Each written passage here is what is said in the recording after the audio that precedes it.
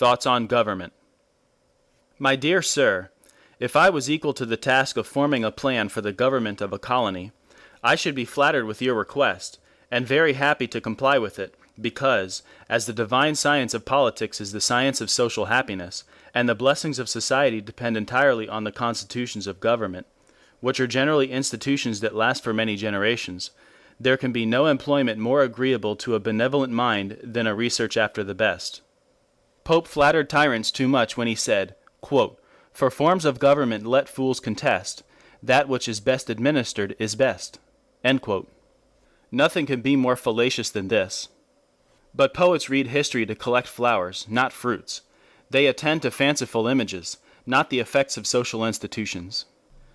Nothing is more certain from the history of nations and nature of man than that some forms of government are better fitted for being well administered than others. We ought to consider what is the end of government before we determine which is the best form. Upon this point all speculative politicians will agree that the happiness of society is the end of government, as all divines and moral philosophers will agree that the happiness of the individual is the end of man. From this principle it will follow that the form of government which communicates ease, comfort, security, or, in a word, happiness, to the greatest number of persons, and in the greatest degree, is the best. All sober inquirers after truth, ancient and modern, pagan and Christian, have declared that the happiness of man, as well as his dignity, consists in virtue. Confucius, Zoroaster, Socrates, Mohammed, not to mention authorities really sacred, have agreed in this. Is there a form of government, then, whose principle and foundation is virtue? Will not every sober man acknowledge it better calculated to promote the general happiness than any other form? Fear is the foundation of most governments, but it is so sordid and brutal a passion, and renders men in whose breasts it predominates so stupid and miserable, that Americans will not be likely to approve of any political institution which is founded on it. Honor is truly sacred, but holds a lower rank in the scale of moral excellence than virtue. Indeed, the former is but a part of the latter, and consequently has no equal pretensions to support a frame of government productive of human happiness. The foundation of every government is some principle or passion in the minds of the people. The noblest principles and most generous affections in our nature, then, have the fairest chance to support the noblest and most generous models of government. A man must be indifferent to the sneers of modern Englishmen, to mention in their company the names of Sidney, Harrington, Locke, Milton, Needham, Neville, Burnet, and Hoadley. No small fortitude is necessary to confess that one has read them. The wretched condition of this country, however, for 10 or 15 years past, has frequently reminded me of their principles and reasonings. They will convince any candid mind that there is no good government but what is republican. That the only valuable part of the British Constitution is so, because the very definition of a republic is, "an empire of laws, and not of men." That, as a republic is the best of governments, so that particular arrangement of the powers of society, or, in other words, that form of government which is best contrived to secure an impartial and exact execution of the laws, is the best of republics. Of republics there is an inexhaustible variety, because the possible combinations of the powers of society are capable of innumerable variations. As good government is an empire of laws, how shall your laws be made? In a large society, inhabiting an extensive country, it is impossible that the whole should assemble to make laws. The first necessary step, then, is to depute power from the many to the few of the most wise and good. But by what rules shall you choose your representatives?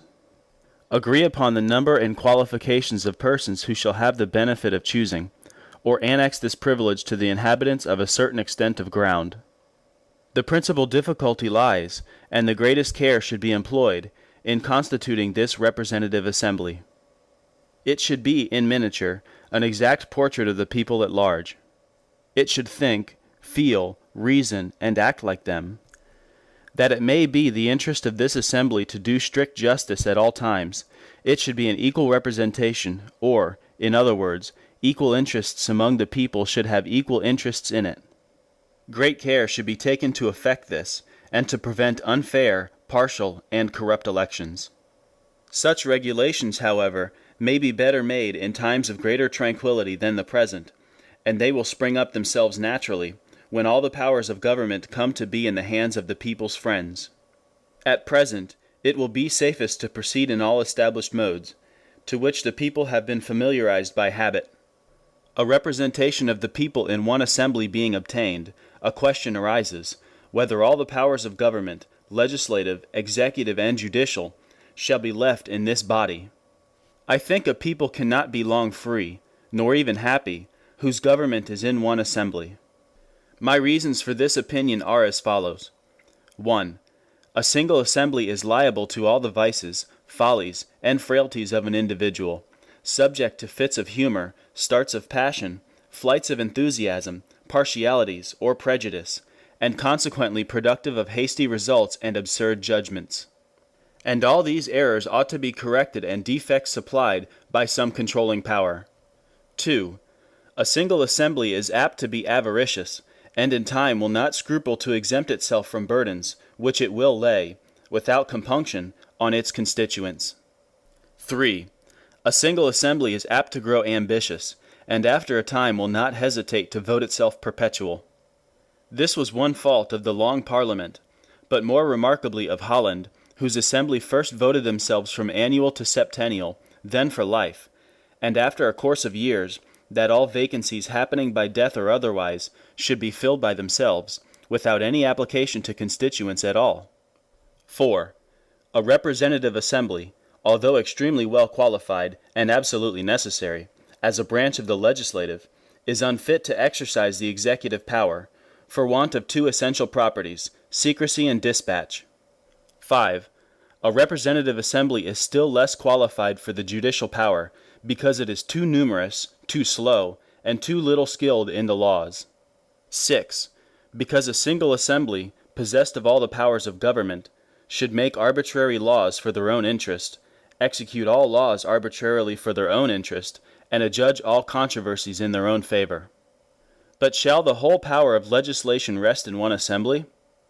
Most of the foregoing reasons apply equally to prove that the legislative power ought to be more complex, to which we may add, that if the legislative power is wholly in one assembly, and the executive in another, or in a single person, these two powers will oppose and encroach upon each other, until the contest shall end in war, and the whole power, legislative and executive, be usurped by the strongest.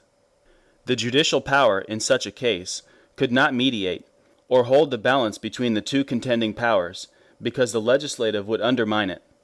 And this shows the necessity, too, of giving the executive power a negative upon the legislative, otherwise this will be continually encroaching upon that.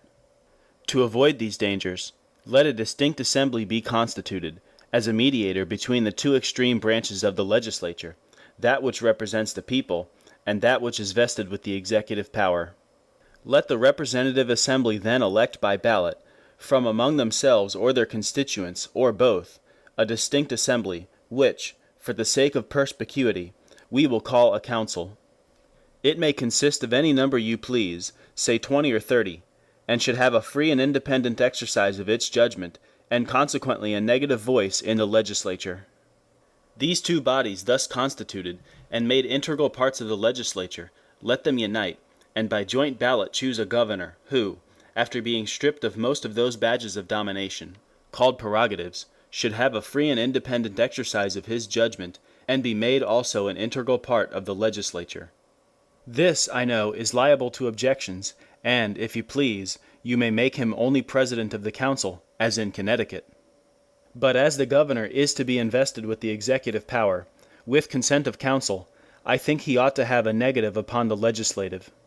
If he is annually elective, as he ought to be, he will always have so much reverence and affection for the people, their representatives and councilors, that, although you give him an independent exercise of his judgment, he will seldom use it in opposition to the two houses, except in cases the public utility, of which would be conspicuous, and some such cases would happen.